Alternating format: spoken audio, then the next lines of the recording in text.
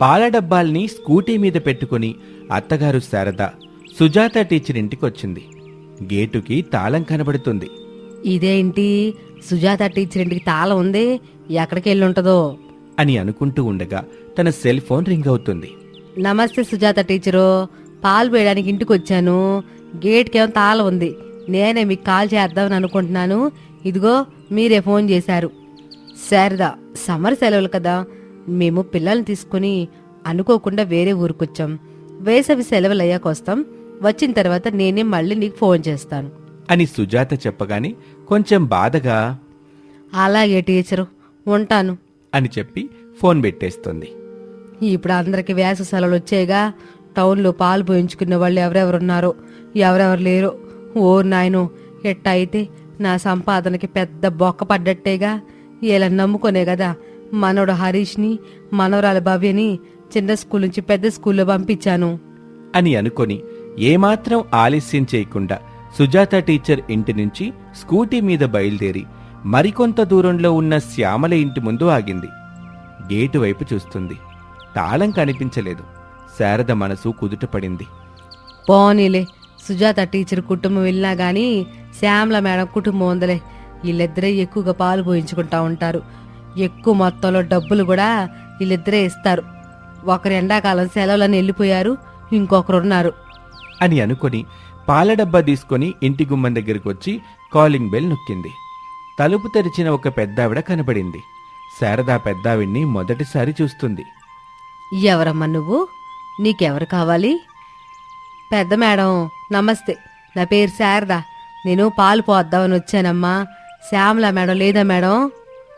ఓ పాలావిడివా, నువ్వు వస్తావని శ్యామల చెప్పింది. ఒక్క నిమిషం ఇక్కడే ఉండు అని చెప్పి ఆ పెద్దావిడ తలుపు వేసింది. శారద అయోమయంగా చూస్తూ ఉండగా ఆ పెద్దావిడ తలుపు తెరిచి శారదకి డబ్బులిచ్చింది. ఈ రోజు నుండి పాలొద్దు శారదా అని ఆ పెద్దావిడ చెప్పగానే శారద ముఖం చిన్నబోయింది. అది గమనించకుండా ఆ పెద్దావిడ చూడు శారదా, ఇంట్లో ఎవరూ ఉండట్లేదు. పాలొద్దు, నేను మాత్రమే ఉంటున్నాను. మీకెన్ని కావాలో చెప్పండి మేడం, అన్ని పాలు మాత్రమే పోస్తాను. నాకు పాలొద్దు, నేను పాలు తాగను, టీ కాఫీ ఏమి తాగను అని చెప్పి తలుపు వేసేసుకుంటుంది ఆ పెద్దావిడ. శారద కొంచెం దిగురు ముఖంతో స్కూటీ దగ్గరికి వచ్చింది. స్కూటీ మీద ముందుకు వెళ్తూ తనలో తాను ఆలోచిస్తూ ఉంటుంది. ఇదేంటి ఎట్టాగయ్యింది? వేసవకాలం వచ్చి నా సంపాదన మీద దెబ్బ కొట్టేసింది. సుజాత టీచర్ లేదు, శ్యామల మేడం లేదు, పాలేమో చాలా మిగిలిపోయాయి అని అనుకుంటూ కొంత దూరం వచ్చి ఒక బాయ్స్ హాస్టల్ ముందు ఆగింది. గేటు దగ్గర నిలబడిన ఆ హాస్టల్ యజమాని శారదను చూసి, శారదమ్మ గారు, హాస్టల్లో పాలు దాగే కాలేజీ పిల్లలు లేరు. సమ్మర్ హాలిడేస్ కదా, అందరూ వాళ్ళ ఊరికి వెళ్ళిపోయారు. ఈ రోజు నుంచి పాలొద్దు, సరేనా? అయ్యా, ఇంత సడన్ గా పాలొద్దని చెబితే ఎట్టాగయ్యా?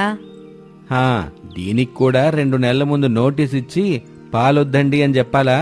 మరీ అంత ఎటకారం ఎందుకులయ్యా? ఒక 2 రోజుల ముందు చెబితే మేము మరెక్కడైనా మాట్లాడుకునే వాళ్ళం కదా. ఇప్పటికైనా మించిపోయిందేమీ లేదు కదా శారదమ్మ, మరెక్కడైనా మాట్లాడుకోండి. ఈ రోజేం పాలు మిగిలిపోతాయి కదా బాబుగారు. దానికి నేనేం చేయలేనమ్మా. కనీసం ఈరోజు పాలు తీసుకొని డబ్బులు ఇవ్వండి అయ్యా. తాగే పిల్లలు లేనప్పుడు పాలు తీసుకొని నేనేం చేసుకోవాలి?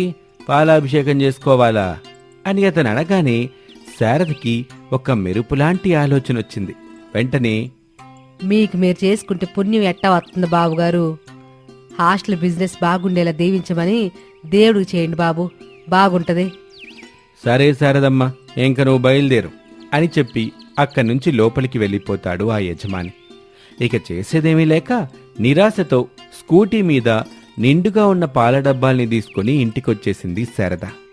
ఏమైందత్తయ్య అలా నిరాశగా ఉన్నారు? వేసవకాలం కష్టాలు మనకి మొదలయ్యాయమ్మా. వేసవ కష్టాలు మనకి మొదలు కావడం ఏమిటత్తయ్య? నాకే అర్థం కావడం లేదు. నిన్న మొన్న ఎంతో హుషారుగా పాటలు పాడుకుంటూ ఇంటికొచ్చేవాళ్ళు. ఈరోజు మాత్రం దిగులుగా ఇది పోగొట్టుకునే దానిలాగా బాధగా వచ్చారు. ఇంతకీ ఏమైంది అత్తయ్య? ఏమే కోళ్ళ, ఇలా బయట నిలబడే చెప్పాలా? ఇంట్లోకి వచ్చి కూర్చొని కొంచెం రిలాక్స్ అయ్యాకైనా చెప్పొచ్చా?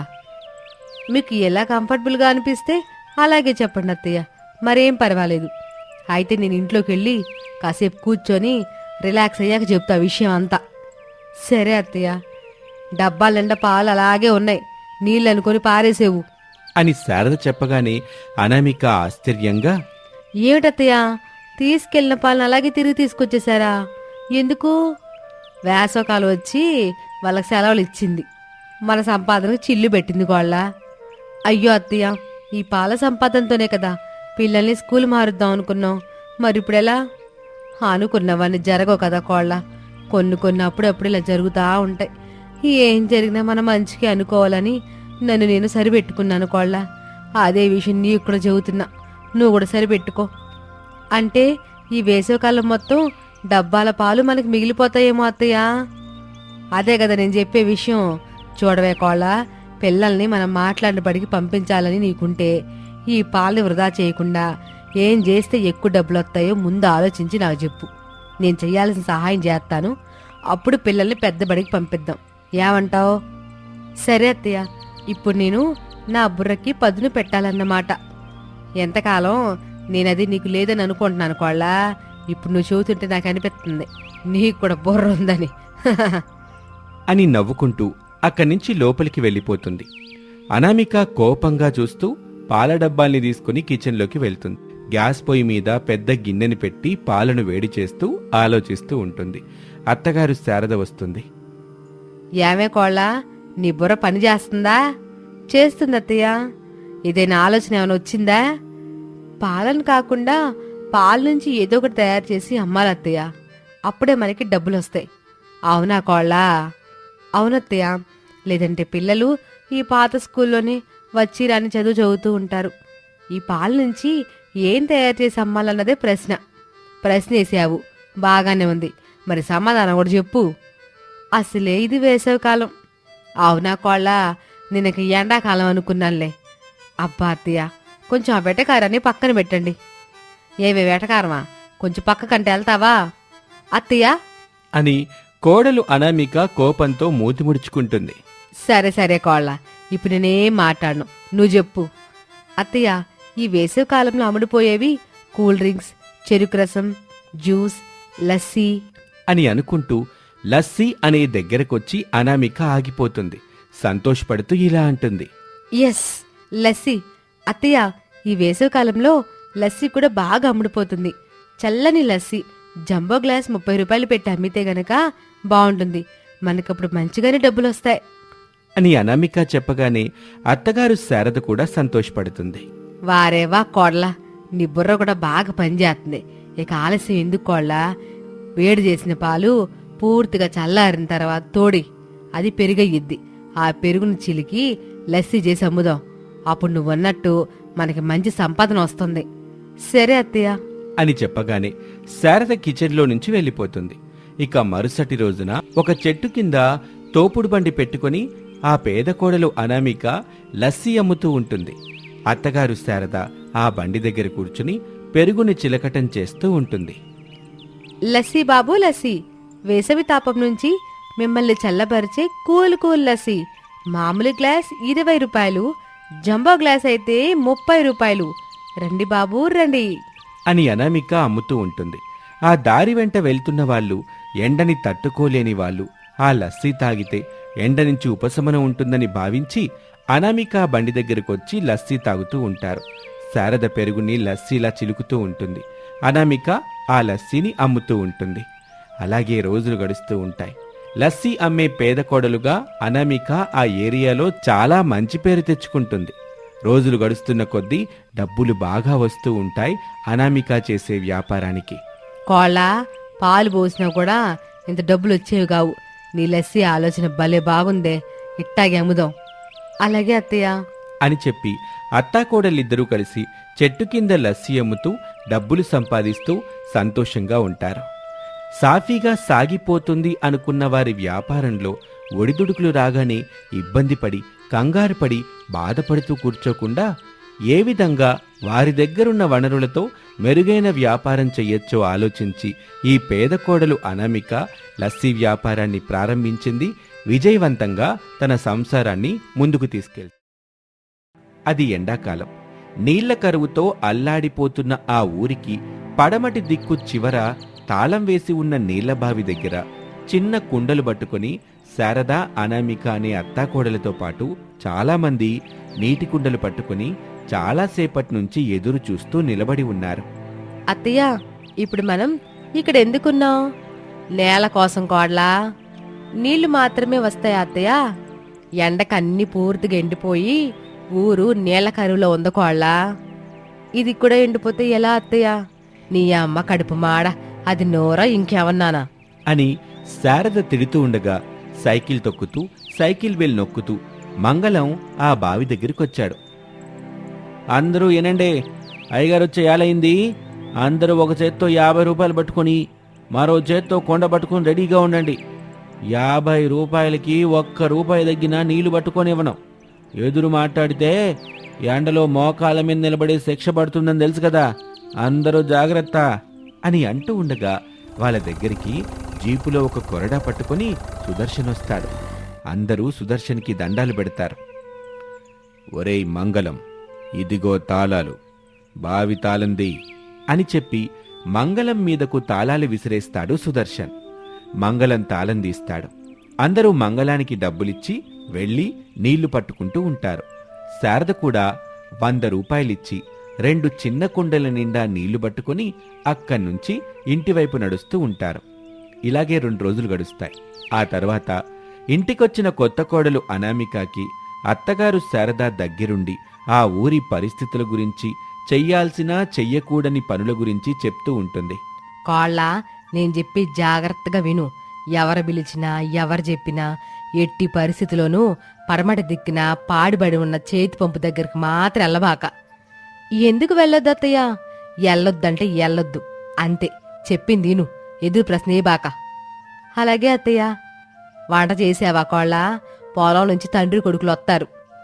అన్నం మాత్రమే వండానత్తయ్య. మీరు వెళ్ళి చికెన్ తీసుకొస్తానని చెప్పారు. మర్చిపోయానే, ఇప్పుడు వెళ్ళి తీసుకొస్తాను. నువ్వెంతలో ఉల్లిపాయలు కట్ చేస్తా ఉండు. అలాగే అత్తయ్య అని అనామిక చెప్పగానే శారద ఇంటి నుంచి వెళ్ళిపోతుంది. అంతే. ఇక ఆలస్యం చేయకుండా అనామిక పెరట్లోని గోడ దగ్గరికొచ్చి పక్కింటి పెరట్లో ఉన్న సుజాతని పిలుస్తుంది. నమస్తే అండి. మీరు నాకేమవుతారో నాకు తెలీదు కానీ నా పేరు అనామిక. నేను శారద వాళ్ళ కోడల్ని. తెలుసమ్మా నాకు. నా పేరు సుజాత. నేను నీకు పిన్నినవుతాను.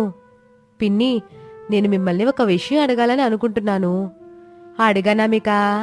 నాకు తెలిసిన విషయమైతే నేను ఖచ్చితంగా చెబుతాను. పడమటి దిక్కున ఉన్న చేతి పంపు దగ్గరికి వెళ్ళొద్దని మా అత్తయ్య చెబుతున్నారు. ఆ చేతి పంపు దగ్గర ఏముంది పిన్ని? ఎందుకు ఆ చేతి పంపు దగ్గరికి అసలు వెళ్ళకూడదు? ఆ చేతి పంపు గురించి చాలా కట్టుకథలున్నాయన్నమేక. ఏది నమ్మాలో ఏది నమ్మకూడదో కూడా అర్థం కాదు. అందులో నిజం ఎంత ఉందో అబద్ధం ఎంత ఉందో కూడా తెలీదు. మనం అక్కడి వరకు వెళ్ళొద్దామా పిన్ని? నీకు ఇట్లాంటి వింతలు విషయాలంటే బాగా ఇష్టమన్నట్టుందిగా. అవును పిన్ని, ఇలాంటిది ఏదైనా తెలిస్తే చాలు. అసలు అది ఎంతవరకు నిజమో తెలుసుకునే వరకు నిద్ర పట్టదు. మనం ఇలా వెళ్ళి అలా వచ్చేద్దామా? మీ అత్తయ్య ఇంట్లో లేదా? చికెన్ తీసుకురావడానికి వెళ్ళింది పిన్ని. అయితే తొందరగానే వచ్చేస్తుంది అనామిక. నువ్వు ఇంట్లోకి వెళ్ళు. నువ్వు నాతో మాట్లాడుతున్నావని మీ అత్తయ్య తెలిస్తే పెద్ద గొడవే జరుగుతుంది. మరి ఆ చేతి పంపు దగ్గరికి ఎప్పుడు వెళ్దాం పిన్ని? నేను టైం చూసి చెబుతానులే. ముందు నువ్వు ఇంట్లోకి వెళ్ళు. ఆ చికెన్ వండడానికి కావలసిన ఏర్పాట్లన్నీ చేసుకో. ఎల్లు అని చెప్పగానే అనామిక కిచెన్లోకి వస్తుంది. ఉల్లిపాయలు కట్ చేస్తూ ఉంటుంది. ఇంతలోనే శారద చికెన్ తీసుకొచ్చి ఇస్తుంది. ఇదిగో గోళ్ళ, చికెన్ బాగా రుచిగా ఉండు. ఇద్దరికి చాలా ఇష్టం. అలాగే అత్తయ్య. బయట అరుగు మీద కూర్చుంటా నేను అని చెప్పి శారద అక్కడి నుంచి బయటకొచ్చింది. అదే సమయంలో పొలం నుంచి తండ్రి కొడుకులు ప్రసాదు, రమేష్లు ఇంటివైపు నడుస్తూ ఉంటారు. బాబు రమేషు, ఏంటి నాన్న, కోడలి పిల్లకి చేతి పంపు గురించి చెప్పావా? లేదన్నా, చెప్పలేదు. చెప్పాలనుకుంటున్నాను కానీ చెప్పలేకపోతున్నాను. కోడలి పిల్లకి మనూరు కొత్త కదా బాబు. ఊర్లో జరుగుతున్న పరిస్థితుల గురించి, కట్టుబాట్ల గురించి వివరంగా చెప్పాలి. మనం చెప్పకపోతే కోడలు ఎప్పుడైనా ఎవరైనా పిలిస్తే వాళ్ళకి తోడుగా వెళ్తుంది కదా. అప్పుడు సమస్యల్లో చిక్కుకుంటది, మనం ప్రమాదంలో పడతాం బాబు. సరేనన్నా, ఈరోజు చెప్తానులే. మర్చిపోకుండా చెప్పు బాబు అని తండ్రి కొడుకులిద్దరూ మాట్లాడుకుంటూ ఇంటికొస్తారు. ఇక ఇంట్లోకి రాగానే చికెన్ గుమగుమల వాసన వాళ్ళకి తెలిసిపోతుంది. శారదా, మా కోసం చికెన్ తీసుకొచ్చావా? అందరికి తీసుకొచ్చా, మీకోసం ప్రత్యేకమని కాదు. ప్రత్యేకమని చెప్తే పడిపోయేవాని గదా శారదా. అప్పుడు తమర మూత పళ్ళు రాలిపోయావుగా.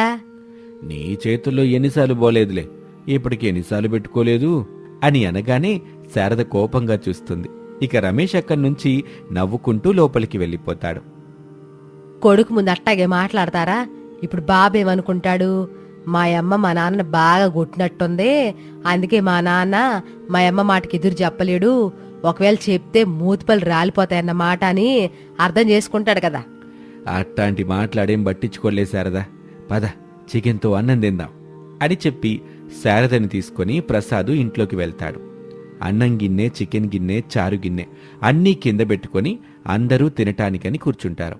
అప్పుడు శారదకి గుర్తొస్తుంది. కోళ్ళ నీళ్లకుండ కూడా తీసుకొచ్చాడు పెట్టు, నీళ్ల కోసం పదే పదే ఏమి లెగుస్తాను చెప్పు. అలాగే అత్తయ్య అని చెప్పి అనామిక కిచెన్లో ఉన్న చిన్న కుండ దగ్గరికి వస్తుంది. ఆ కుండలో చూస్తుంది. ఆ కుండలో నీళ్లుండవు. మరొక కుండను చూస్తుంది. అది కూడా ఖాళీగా ఉంటుంది. ఆ ఖాళీగా ఉన్న 2 కుండల్ని తీసుకుని శారద దగ్గరికి వచ్చింది. అత్తయ్య, 2 కుండల్లో ఉన్న నీళ్లయిపోయాయి, మరిప్పుడు ఎలాగా అని అంటూ ఉండగా మంగళం మైక్ పట్టుకుని అరుస్తూ ఉంటాడు. అందరూ జాగ్రత్తగా అయినండి, నీళ్ల బావి కూడా ఎండిపోయింది అని చెబుతూ ఉండగా శారద, అనామిక అందరూ బయటకొస్తారు. అందరూ జాగ్రత్తగా వినండి, రోజు మనం నీళ్లు దాగే బావి కూడా ఎండిపోయింది. ఇప్పుడు నీళ్లు లేవు.